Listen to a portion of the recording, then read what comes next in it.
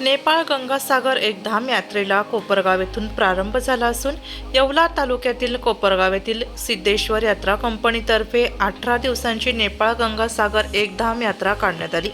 18 ऑक्टोबरपासून या यात्रेला प्रारंभ झालाय।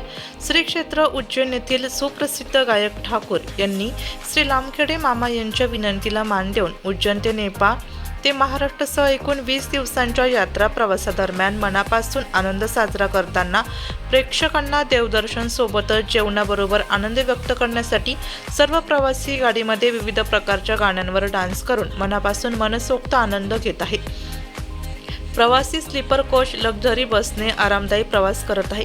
कोपरगाव तालुक्यातील रवंदे येथील रहिवासी असलेले समाजभूषण डॉक्टर श्री तानाजी लामखेडे मामा यांच्या मार्गदर्शनाखाली तालुक्यातील पाटोदा सिद्धेश्वर यात्रा कंपनी यांच्याकडून 17/12/2024 पासून भारतातील सर्व देवस्थान व ऐतिहासिक धर्मस्थळांचे दर्शन घेऊन नेपाळ येथील पशुपती महाराज यांचे दर्शन करून पुन्हा भारतातील पत्रिकेप्रमाणे सर्व तीर्थांचे दर्शन घेऊन घरी सुखरूप येणार आहेत।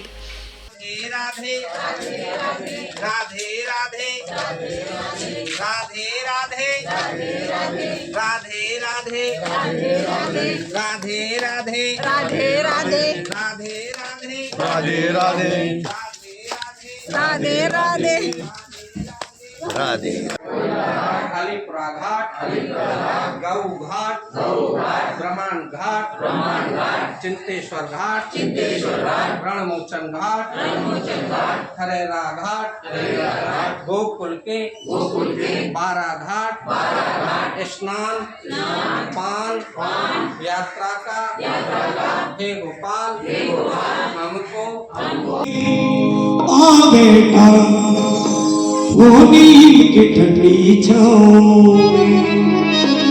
जय साईं राम बोलो जय साईं राम बोलो जय साईं राम बोलो जय साईं राम। बस चंग में चल रहा है, कोई भगदौड़ नहीं मचा रही।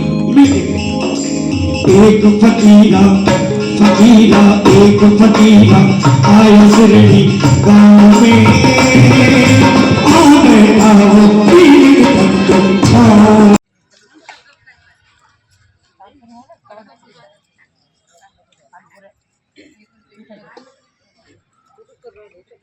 नाशिक लोकशाही न्यूजसाठी समाजभूषण डॉक्टर तानाजी मामा लामखडे, अहिल्यानगर।